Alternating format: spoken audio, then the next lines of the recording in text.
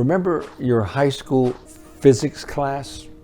Archimedes claimed that if he had a long enough lever or lever and a big enough fulcrum, he could move the earth. Christians do, in fact, have such a lever. Prayer is the lever on God's fulcrum that moves the world. Now, in the last several devotionals, we've discussed the topic of intercession for others, for individuals. But listen, it is not enough to pray for individuals. We must begin praying down the fire. We must pray that God will send a revival and begin a movement of His Spirit that will result in mass conversions. For only a mighty movement of God's Spirit can turn back the apparently inexorable tide of evil sweeping over the world.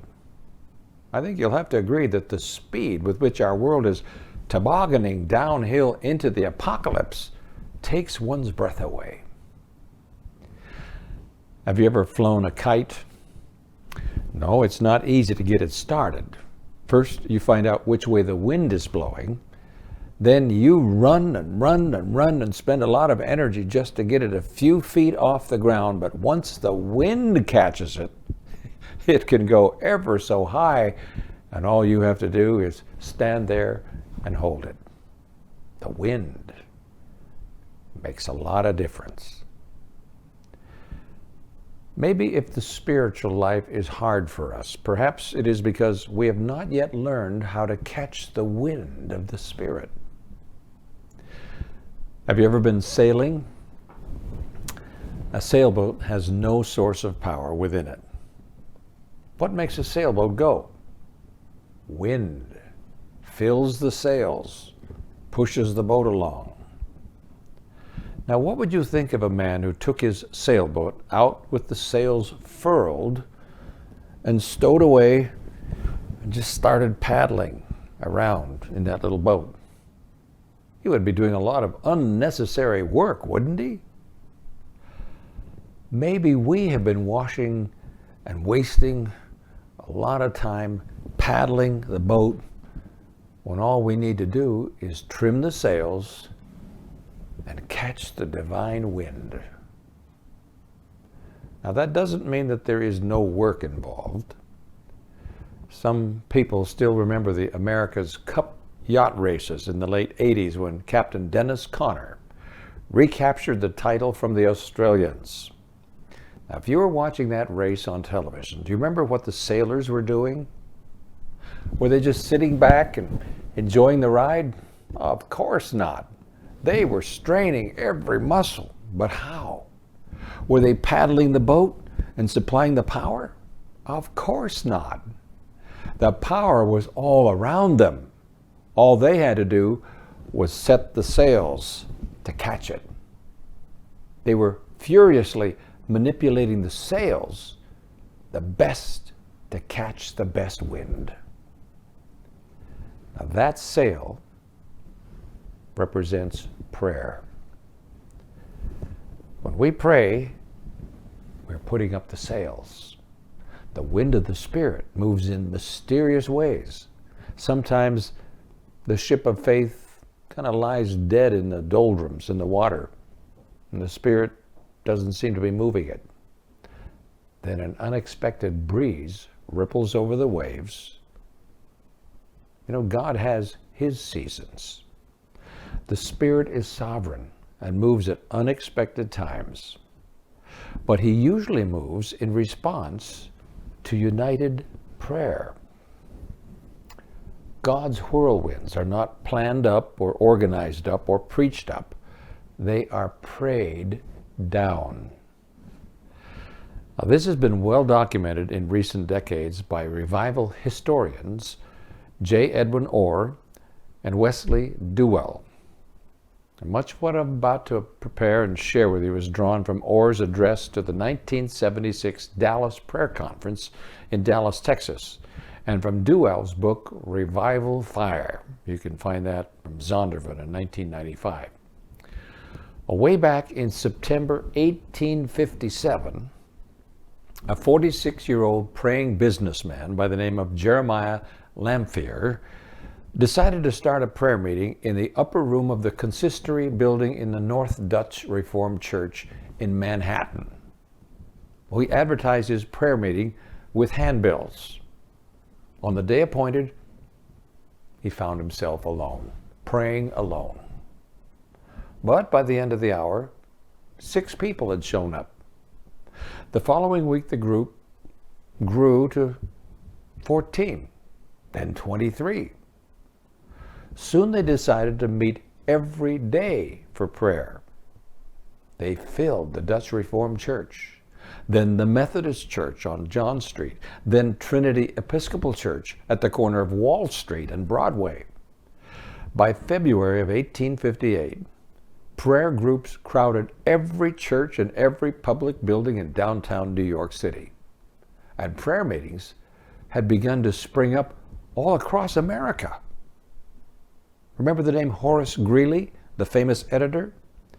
Well, Greeley sent a reporter with a horse and buggy racing around to prayer meetings to see how many people were praying.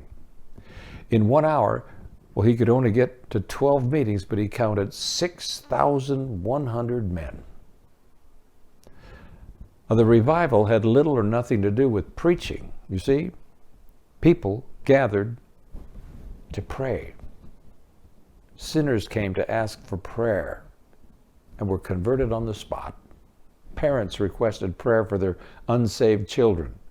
And in a few weeks, they would receive letters from them telling of changed lives.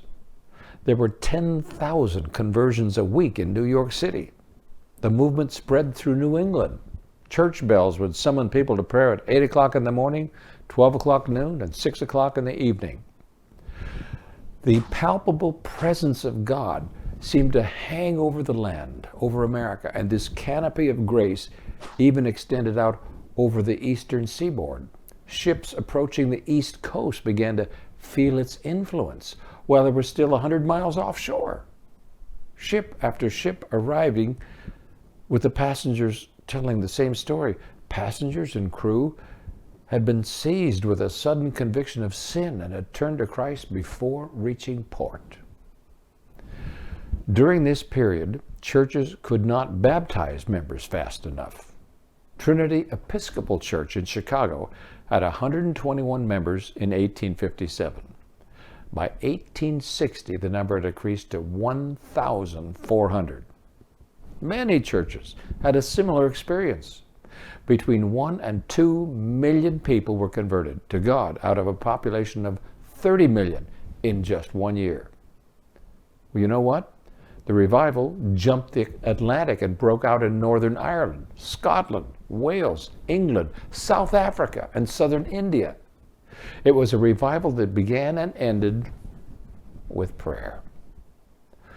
When the revival reached Chicago, a young shoe salesman named Dwight went to the Plymouth Congregational Church and asked if he might teach Sunday school. The superintendent said, "Well, I'm sorry, young man. I have 16 teachers too many, but I'll put you on the waiting list." "I want to do something now," the salesman persisted.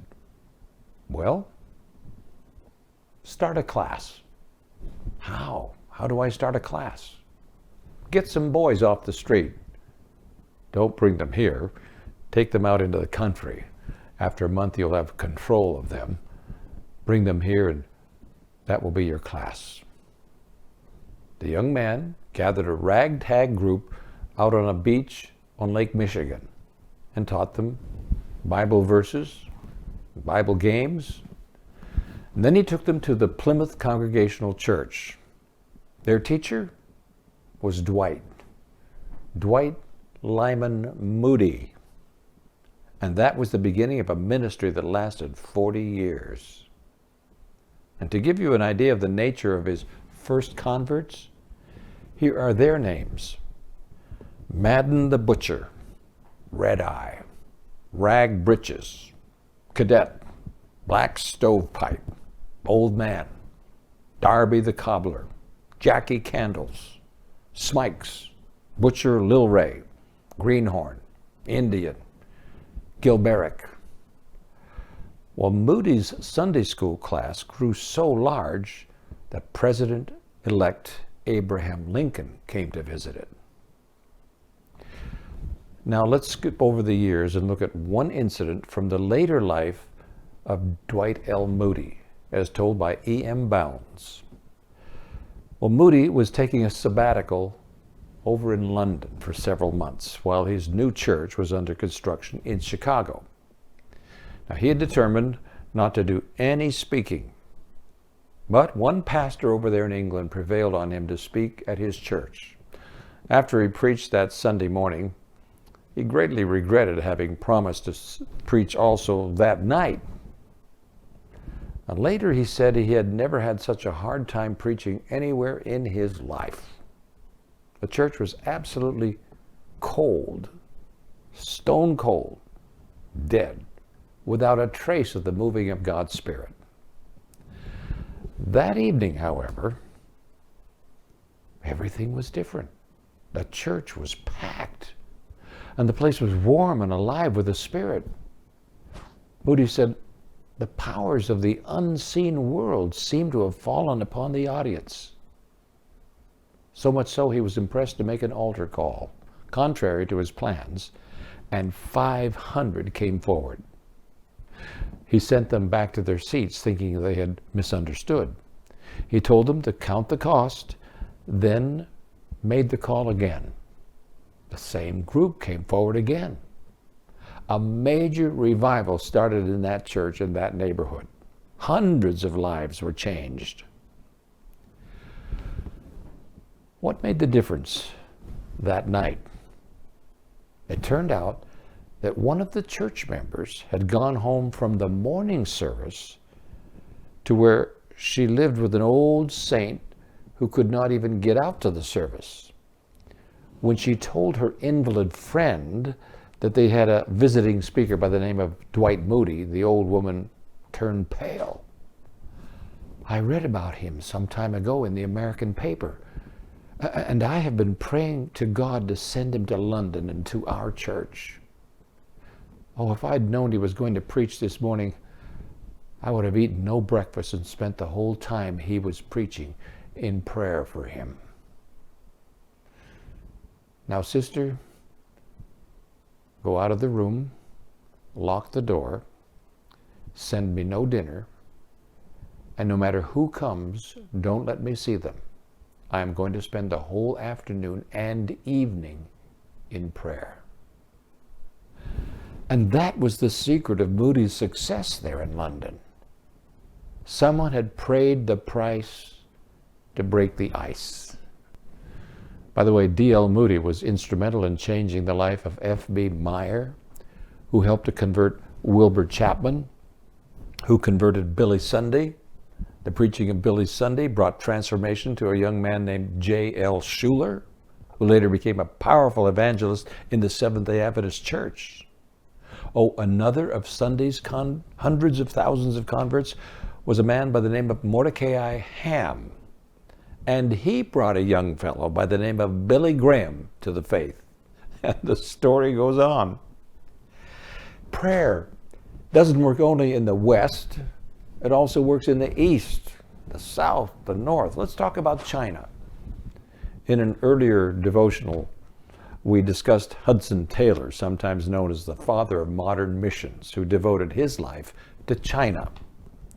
Well, after his death, a man by the name of D.E. Host took his place. Host wrote a book titled Behind the Ranges, in which he describes his attempt to analyze a problem he had seen while working in two different villages in China. The people with whom he lived and worked were not doing well spiritually. But those in the other village across the mountains were doing great. He visited them only now and then, but they were always doing fine. So he began to ask the Lord what was going on. How could those so far away be doing better than those with whom he lived and worked? Well, the Lord impressed Mr. Host that although he was spending much time counseling, preaching, and teaching those with whom he lived, he should spend much more time in prayer for the distant village.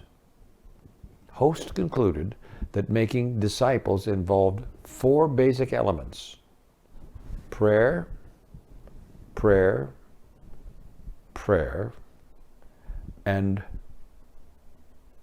the Word, in that order and in about that same proportion. Today, China is once again burning with revival. A lot of it underground, of course. But the church is growing by leaps and bounds, publicly and in secret, and despite Chinese communism. I have friends who work there. One little lady has a church of 7,000 members. And communism, well, almost appears to be doomed. The gates of hell are collapsing.